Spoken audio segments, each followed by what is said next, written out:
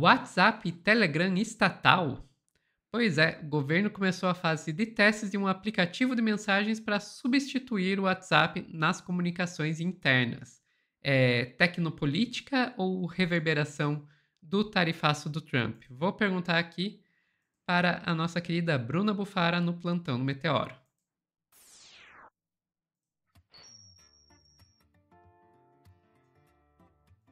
Vamos lá, Bruna. Então quer dizer que agora a gente pode ter um WhatsApp estatal? Quer dizer, a gente não, né? Para comunicações internas. Explica melhor essa história. Será que eu posso fazer parte desse grupinho?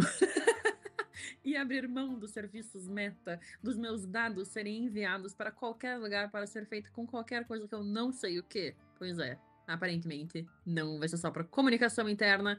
Vamos lá para o governo, gente, porque, ó, vamos lá, a gente tá ficando espertinho quando o assunto é soberania e agora também soberania digital.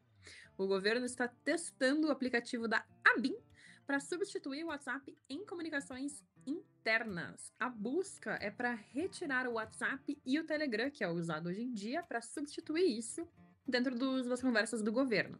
A ABIN iniciou a fase de testes desse novo aplicativo proprietário de mensagens instantâneas.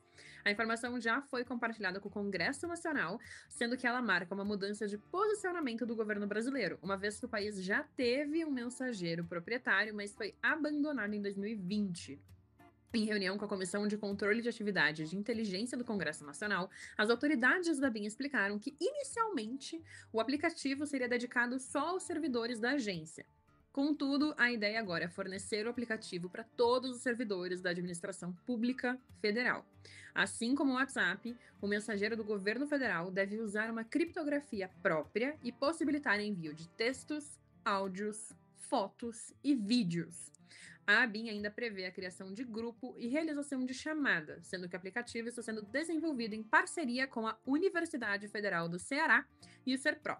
Procurada para comentar o assunto, a agência disse em nota para a Folha que o aplicativo está em fase de validação pelo Ministério da Gestão e evitou fornecer mais detalhes. De toda forma, a iniciativa está em acordo com o que tem feito a ABID, que passou a usar um aplicativo proprietário para comunicação interna. O presidente do órgão e ex-interventor da Segurança Pública do Distrito Federal, Ricardo Capelli, chegou a afirmar em 2024 que o Brasil está absolutamente exposto. Não é razoável que altas autoridades da República se comuniquem através de um aplicativo de mensagens proprietários de uma empresa estrangeira que representa interesses estratégicos estranhos ao interesse nacional. E agora o que a gente vê, né? A gente vê justamente uma pressão de toda a Big Tech para interferir dentro da nossa política brasileira. Então a gente também está vendo que isso acontece, que esses interesses estratégicos estão cada vez mais próximos de afetarem o nosso dia a dia. Podemos ir para fórum. Vamos lá. Porque também, gente, teve uma questão aí, que teve uma especulação do Pix ter sido do Pix privado, tá? Porque o Alckmin deu aí uma notificação de que talvez houvessem parcerias no Pix. Aí o Galípolo já partiu e desmentiu fake news sobre Pix. A administração vai permanecer sob gestão pública. Segundo o presidente do Banco Central, manutenção da administração pública do Pix é importante para impedir conflitos de interesses, caso o sistema fosse gerido por empresas privadas. O Pix é estratégico e deve permanecer sob gestão pública. Ele disse isso num evento voltado para o setor de criptoativos no Rio de Janeiro. Ele disse que o Pix se revela como infraestrutura estratégica e crítica para o país. É uma segurança para o país que ele possa ser gerenciado e administrado pelo Banco Central. É importante que o Pix permaneça público e que seja desenvolvido pelo Banco Central. Se a gente tivesse qualquer tipo de incumbente sendo gestor do Pix, vocês imaginam os conflitos de interesse que a gente poderia ter a cada decisão de se incluir ou retirar um novo participante do sistema? Comentou o presidente do BC.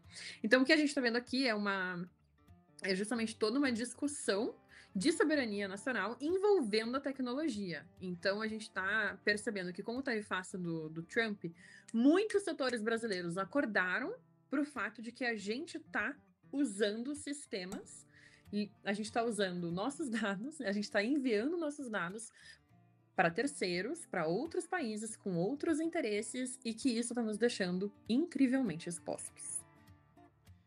Exato, Bruna. E eu acho interessante notar como a gente tem uma situação que eu não consigo deixar de pensar, que parece que rola meio um racha ou talvez uma dissonância dentro do governo na hora de lidar com essas questões de soberania digital. Porque, por um lado, a gente tem aí o Galípolo, que tá, tecnicamente o Banco Central é independente, mas ele foi indicado pelo governo Lula, né?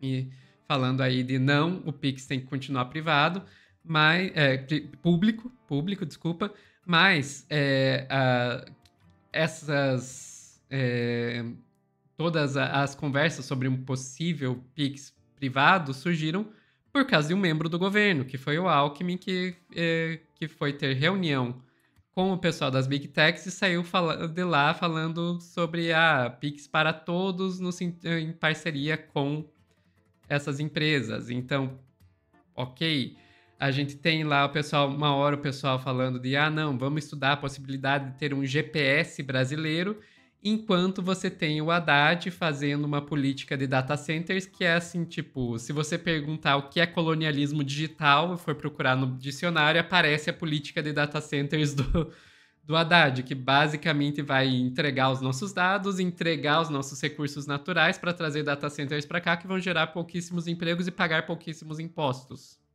Então, tipo, ok, o que a gente ganha com isso? Então, agora a gente... Exato. Agora a gente tem essa conversa sobre o WhatsApp público, pelo menos para membros do governo, que é, pelo amor de Deus, a gente precisa disso, é o mínimo, né? O mínimo. Mas, então você vê, o tempo todo você fica nesse vai e vem, que por um lado é compreensível, porque existe um lobby muito grande, um poder muito grande dessas empresas de tecnologia, então é meio que inevitável que vão ter algum tipo de influência sobre o governo, mas pelo menos existe aí alguma discussão de uma busca da soberania digital, que é essencial, essencial.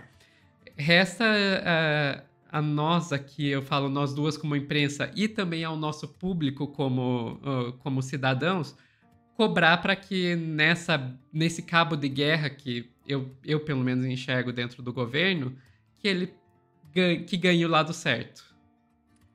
Eu também penso nisso. E outra coisa também, né, que as empresas que estavam conversando com a Alckmin eram a Visa, a Apple, Expedia, Meta e Google. Então, é um lobby gigantesco, são as maiores empresas do mundo. A Visa é o maior processador de pagamento do mundo. Para a Visa, o Pix poder ser uma parceria com a Visa, é óbvio que é algo fenomenal, porque o uso do Pix no Brasil é magnânimo. Então, o uso de cartão, o uso da Visa é um interesse estratégico nisso. É óbvio que a Visa gostaria de uma parceria com o Pix, mas que tipo de parceria a gente está falando? Então, é exatamente isso que a gente tem que definir, decidir e discutir como população e como nação. A soberania também tem que ser digital. A gente tem que manter o Pix estatal, o Pix tem que continuar sendo do Brasil, do Estado brasileiro, e não é para ficar usando o WhatsApp, uma empresa de fora, com dados sensíveis da população brasileira. Não é para você negociar entre servidores públicos federais dentro do WhatsApp e do Telegram. Exato. E eu acho que um outro ponto que a gente tem que pensar aqui é que a soberania digital a gente tem que ir atrás dela, muito importante, mas que é um caminho longo, porque ela envolve... E bem atrasado, porque ela envolve aí também uma questão de infraestrutura, né? Não é só de software, tem o hardware também. A gente tem que produzir semicondutores e a empresa pública brasileira que produzia foi desativada, daí foi reativada, mas sucateada e não vai para frente. A gente teria que pensar em lançamento de satélites e em 2019 a base de Alcântara foi literalmente entregue de presente para os Estados Unidos. Então tem muita coisa a se fazer, não vai se resolver durante um governo Lula, não. Isso é um projeto aí de décadas e é por isso que eu digo que é importantíssimo que tenha pressão aí por parte da população para seguir nesse caminho, porque se for depender de governo fazer sem pressão popular, não vai Não sair. vai. Não vai sair, porque sai o governo Lula, entra um outro, já acaba os planos, entra um governo de direita, retrocede tudo. Tem que ter pressão da população para não ter como retroceder. Isso acontece, isso existe. A gente vê, por exemplo, o Bolsonaro não conseguiu tirar o Bolsa Família. O Bolsonaro não conseguiu fazer o desmanche das universidades públicas. Tentou, teve aquele programa Futurice lá, tentou, não conseguiu. Tudo que o Sucateamento do. Bolsonaro fazia, né? Ele testava É, primeiro a opinião pública. Ele testava a opinião pública, via se dava bom ou se dava ruim, e aí definia qual que era a ação que ele ia tomar. Então, realmente, a pressão pública funciona. Mesmo feito por rede social, funciona. exato. Então tem que ter aí essa pressão popular para a gente conseguir ir adiante. Não dá para ficar só esperando o governo, não. E eu acho que a gente está fazendo nosso papel aqui como imprensa de trazer atenção para esse assunto. Agora, o pessoal que está do outro lado da tela tem que fazer a parte deles. Enfim, Exatamente. ainda terminei com o chamado à ação aqui. Mais alguma Peguem coisa? suas, Peguem suas armas, as palavras, e dirijam-se às suas autoridades. Ficamos por aqui, Bruna. Ficamos por aqui, só com esse CTA. Pessoal que está assistindo ao vivo, a gente já volta a dar um tchauzinho para vocês.